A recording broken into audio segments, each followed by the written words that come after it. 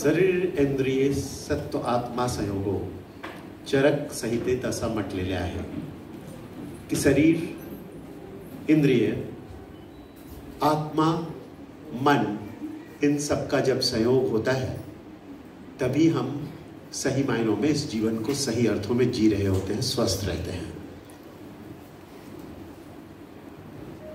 असं पण म्हटलेले आहे कि शरीरम माध्यम खलु धर्म साधनम. शरीर हमारे सभी कर्तव्यों को पूरा करने का प्रथम और प्रधान साधन है. धर्म म्हणजे हे जे संप्रदाय आहे ते नाहीच. धर्म म्हणजे कर्तव्य. ऋग्वेदात म्हटलेले आहे धर्मो यो बाधती धर्म न सधर्म कुधर्म तत् अविरोधी यो तू धर्मो सधर्म मुनी सतम. धर्म जे दुसरे धर्माला बाधित करतात ते धर्म नाही, कुधर्म आहे. जे धर्म अविरोधी आहे तेच खरा धर्म आहे. म्हणजे जर ज्या धर्माच्या ज्या संप्रदायाची गोष्ट आपण धर्म म्हणून सांगत असतो तो त्या काळात नव्हता. कोणतेही ख्रिस्ती, मुस्लिम, इस्लाम, जैन, बौद्ध अशा प्रकारचे कोणतेही धर्म नव्हता त्या काळात, ज्या काळात या धर्माची व्याख्या केली गेलेली आहे ऋग्वेदात. म्हणजे धर्म म्हणजे इथे कर्तव्य आहे. धार्यति इति धर्म, जो हम धारण करते हैं वो हमारा धर्म है. आता तुम्ही शरीर धारण करतात तर हा शरीराचा एक धर्म आहे आणि तो धर्म आहे याला स्वस्थ ठेवणे. तुम्ही कोणाचे वडील आहात, कोणाचे आई आहात, कोणाचे बाबा आहात, कोणाचे आजोबा आहात, कोणाचे तुम्ही मुले मुली आहात, तर ते पण एक धर्म आहे. आणि जेव्हा तुम्ही त्या त्या कर्तव्याचे पालन करतात, त्या त्या धर्माचे पालन करतात, तेव्हाच तुम्ही खऱ्या अर्थाने माणुसकी जोपासतात. आता यासाठी मी व्याख्या केले की शरीर प्रथम और अंतिम साधन है आपके सभी कर्तव्यों को पूरा करने का. आता माझी आयरनमॅन यात्राची गोष्टी तुम्हाला सांगतो, त्यामुळे तुम्ही फुल आयरनमॅन करणारच. असं झालं होता की मी एक 21 वर्ष पूर्वी मी काम करत होतो. 20 वर्ष पूर्वी मालेगाव येथे. ते खूप संवेदनशील शहर आहे. खूप जातीय तणावाचा शहर होता त्या काळात. आम्ही खूप प्रयत्न केले. आता 2 बॉम्ब ब्लास्ट झाले नंतर पण दंगली झाली नाही. 2001 पासून आतापर्यंत एक पण दंगली झाली नाही. 2001ला मी जॉईन केले होते तिथे दंगलीनंतर.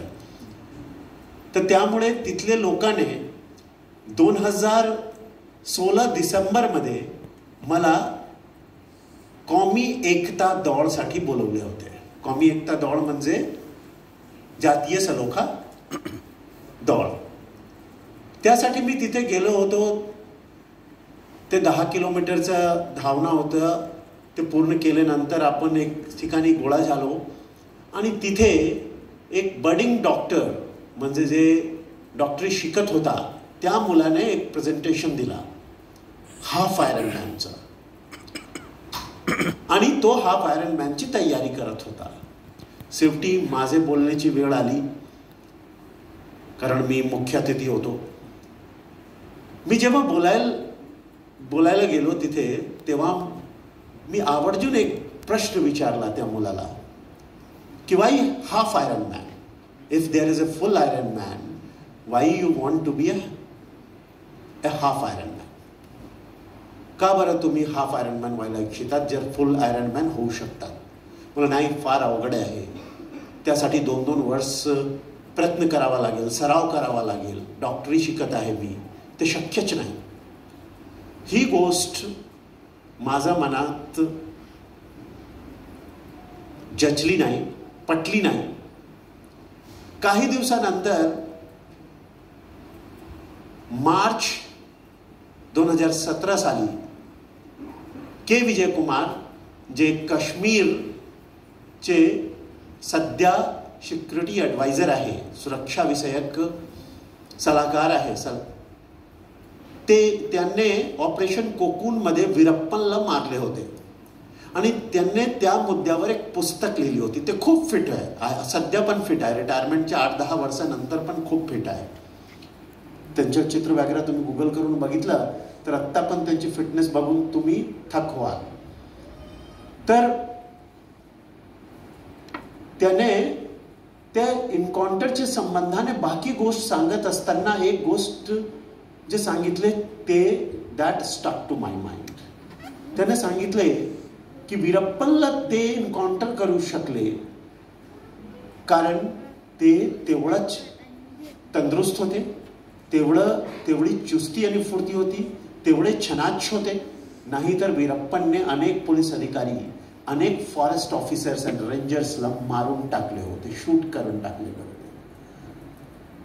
ते तिथेच झाडं झुडपात वृक्षात राहायचं. तिथूनच स्थानिय लोकांचं सहकार्य घेऊन शूट करायचं पोलीस अधिकाऱ्यांना, फॉरेस्ट अधिकाऱ्यांना. 3 दशक जवळजवळ त्याने साळो की पाळो करून टाकले होते पोलीस अधिकाऱ्यांना.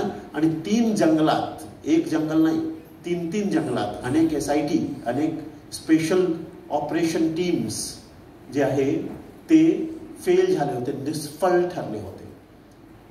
आणि तेव्हा त्याने एक गोष्ट जे सांगितली ते खूप आश्चर्यजनक गोष्ट होती, आश्चर्यकारक गोष्ट होती की वीरप्पनचा जेव्हा शवविच्छेदन झाला तेव्हा डॉक्टर बाहेर आला आणि ओरडला, अरे याच्या शरीराचं आतील अवयव 25 वर्षाचे युवकासारखा आहे. आणि तेव्हाच मी परत गेलो आणि त्याच दिवशी मी आयरन मॅन विशी फ्रान्स येथे रजिस्ट्रेशन करून घेतली. तो ओपन होता. आत्ता करायचं कसं काय रजिस्ट्रेशन तर करून घेतली कारण काही तयारी नव्हती. कोणाची सायकल उधारी घेतली, कोणाचे इथले एक हे आहे कौस्तुभ राडकर, त्यांच्याशी रुटीन घ्यायला लागलो की कसं काय करायचं, ब्रिक एक्सरसाइजेस कसा करायचा, काय करायचं. कारण आमच्याकडे ऑगस्ट फक्त 5च महिना मार्च नंतर शिल्लक होता. तर आणि शेवटच्या महिन्यामध्ये टेपर डाऊन, म्हणजे तुम्हाला प्रॅक्टिस नाही करावा लागते, otherwise you may suffer from injuries.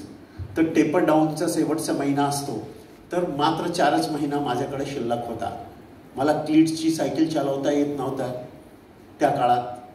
Me क्लीट्सची cycle घेतले एक मित्राकडून, कमीत कमी 20दा पडलो मी. पर जो गिरता है वही उठता है, गिरते ही सवार में मैदान में उठते हुए क्या गिरे जो घुटनों के बल चले. आणि सर्वांना संशय होता की ते करू शकणार नाही, पण मला दृढ विश्वास होता की एक बार जो ठान ली तो ठान ली. आणि त्या काळात प्रॅक्टिस करायचो. सकाळी 3 वाजता 2 वाजता जागे व्हायचो. स्विमिंगसाठी एक पूल उघडून घ्यायचो आणि तिथे स्विमिंगची प्रॅक्टिस करायचो. कारण स्विमिंग पण फक्त 50 मीटर केल्यानंतर आय यूज टू पॅन्ट मतलब क्या कहते उसको, धाप लागत होते मला. फ्री स्टाईल स्विमिंग 50 मीटर केले की धाप लागायचं. तर तिथे टँकमध्ये स्विमिंग प्रॅक्टिस केली फक्त गुगल बघून म्हणजे कोणाशी काही टिप नाही घेतले, गुगल बघून केले. आणि जेव्हा मी मतलब आयरन मॅन फ्रान्ससाठी गेलो विशी येथे आणि तिथे 14 तासात आत म्हणतात पूर्ण केले, तेव्हा माझे IPS फर्टर्निटीकडून फोन आला, Krishnaprakash you are the first government servant including defence.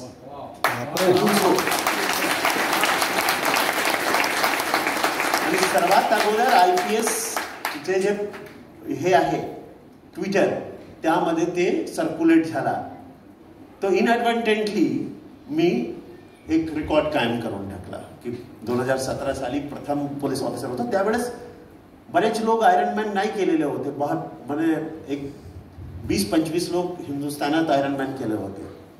त्यानंतर मी इथूनच भुगाव येथून एक डेक्कन क्लिफ हँगर असतो त्यामध्ये सहभागी होण्यासाठी प्रॅक्टिस तर जास्त होत नव्हता. तिथे आलो आणि प्रॅक्टिससाठी मला वाटलं की चलो एक साइकिलिंग कर लेते हैं, लंबी साइकिलिंग. मेरे किसी मित्र ने बताया की पुणे से गोवा करना है. चांगला चालवत होतो की मेधा घाटात माझीच गाडीने माझीच क्रूने मागे येऊन धडक दिली आणि इथेच संचेती हॉस्पिटलमध्ये भरती व्हावं लागले. 3 हाड फ्रॅक्चर झाले, क्लॅविकल, स्कॅपुला आणि अपर रेप. आणि डॉक्टरांनी सांगितले की 6 महिने तुम्हाला कोणत्याही प्रकारचा व्यायाम करायचा नाही. जे after it will heal you have to go through the therapy, physiotherapy, and then after 6 months you may start exercises. पण मला करमणे ना. मी बेड रेस्टमध्ये असताना मी सर्च करायला लागलो, गुगल बाबामध्ये शोधायला लागलो की टफ काय आहे. आणि तेव्हा मला दिसला की Ultraman Australia is the toughest Ultraman. आणि तिथे मी ते बाय इन्व्हिटेशन रजिस्ट्रेशन मिळतो असा मिळत नाही. तर मी रिक्वेस्ट केले त्यांना. तर त्यांना क्वेरी केले की why we should believe that you can complete Ultraman because we only give limited entries. तर मी त्यांना जवाब दिले की I was born and brought up with the Aborigines of Nagpur Plateau and I am working in the Sahyadri Plateau. And endurance is in my mud and blood. And they accepted my request and they sent the invitation. आणि मी माझ्याकडे फक्त किती महिने होते? 6 महिने जे मी registration केले होते. मे मध्ये ऑस्ट्रेलियामध्ये न्यूशायरमध्ये अल्ट्रामॅन करायचा होता. आणि मी प्रॅक्टिसमध्ये फिगर 8 बँडेजमध्ये रनिंग करायला सुरू केले. कारण त्यामध्ये क्लॅविकलमध्ये काही प्लास्टर होऊ शकत नाही. एकतरी ऑपरेशन होणार किंवा तुम्हाला बँडेज बांधून राहावा लागेल. तर फिगर 8 बँडेजमध्ये पेन असताना मी रनिंग करायला सुरू केले. आणि त्यानंतर सायकलिंग पण फिगर 8 बँडेजमध्ये सुरू केले मी फेब्रुवारीपासून. फिगर 8 बँडेजमध्ये 42 किलोमीटर मुंबई मॅरेथॉन केले. पण स्विमिंग तर फिगर 8 बँडेजमध्ये करता येत नव्हता. त्यामुळे मार्च महिन्यात जेव्हा बँडेज निघाला तेव्हा मी स्विमिंग करायला सुरू केले. मी पालघरला जात होतो. Every Sunday I use to go to Palghar to swim in the sea. आणि सायकलिंग करून इथे सायकलिंग करून पेरांगुट लेकपर्यंत यायचो. पुण्याचं किंवा नाशिक जायचो सायकलिंग करून. आणि एव्हरी रविवारी मी पालघरमध्ये, कारण मुंबईची पाणी खूप घाण, त्यामुळे तिथे मी प्रॅक्टिस नाही करायची. तर इथे येऊन पालघरमध्ये प्रॅक्टिस करायचो. एक 8-10 प्रॅक्टिस झाली तिथे. आणि त्यानंतर तिथे जाऊन पार्टिसिपेट केला मी. And injuries dog my passion you know. तिथे पण प्रथम दिवशी खूप छान गेला. 36 तासात पूर्ण करायचं होते. दुसऱ्या दिवशी सुरू करण्याच्या पूर्वी मला समजला की माझी सायकलचा ब्रेक खराब आहे. मेकॅनिक शोधायला लागलो. ऑस्ट्रेलियामध्ये कोणी टाइम वेळेत खोलतात आणि वेळेत बंद करतात. आता खूप अडचणीची गोष्ट. तसाच break, without break I started cycling. 50 kilometre शिल्लक होता की 2 सायकलिस्टचे बीच एक कार शिरला आणि त्याने मला उडवला. मीही जे गोल्फची फेन्सिंग असतो, वुडन फेन्सिंग, त्यामध्ये जाऊन पडलो. आतापर्यंत माझ्या सीन जवळ खूप मोठा घावचा दाग आहे. आणि तेवढेच नव्हे तर माझा उजव्या पायाचा अंगठा फ्रॅक्चर झाला. मल्टिपल ब्रेसीज झाले. आणि 50-60 किलोमीटर शिल्लक होता. तरी पण मी कसा बसा ते सायकलला ठीक केले जेवढा ठीक करू शकत होतो. आणि एकच गिअरमध्ये फिनिश केले, टच अँड गो. आणि त्यानंतर 84.5 किलोमीटर मी धावलो इन ॲब्सल्यूट पेन. असा वाटत होता जसे हजारो पिन, 100 टाचण्या जे आहे, 1000 टाचण्या माझं मतलब माझ्या सीनमध्ये, माझ्या अंगठामध्ये टोचले जात आहे. आणि तरी पण मी फिनिश केले आणि 40वा क्रमांक पटकावला. 34 तासात पूर्ण केलं. 36 तासात पूर्ण करावं लागते, 34 तासात पूर्ण करू शकलो. हा एक जिद्द आणि चिकाटी हे शिकवतो आपल्याला. आणि हा फक्त फिजिकल गेम नाही आहे, हा mental game, equally mental game आहे. त्यामुळे असले सांगितले जातात ना की healthy body keeps a healthy mind. Swami विवेकानंदाने सांगितले होते की our countrymen should have the nerves of steel, the muscles of iron and the minds of thunderbolt. We need to have an iron mill to create inspirational history. So तुम्हा सर्वांना ज्यांना half Ironman केलेले आहे त्यांना inspirational history, प्रेरणादायी इतिहास घडवायचा आहे. आयरनमॅन फिनिश केल्यानंतर मी एक कविता लिहिली होती, 4 पंक्तियां, 4 ओळी लिहिली होती कि मन के अंदर का एक लोहा गलता तब तन के ऊपर लोहा ढलता. मन के अंदर का एक लोहा गलता तब तन के ऊपर लोहा ढलता. भीतर बाहर चारों प्रहर जिसके फौलादी इरादा पलता. गिरता उठता कभी ना रुकता, अनवरत है जो चलता रहता. जख्मों को जो हंसकर सहता, प्रेरक इतिहास वही है रचता. प्रेरक इतिहास वही है रचता. So you have to create inspirational history. धन्यवाद. जय हिंद. माझी मराठी तेवढी प्रांजल नाही आहे.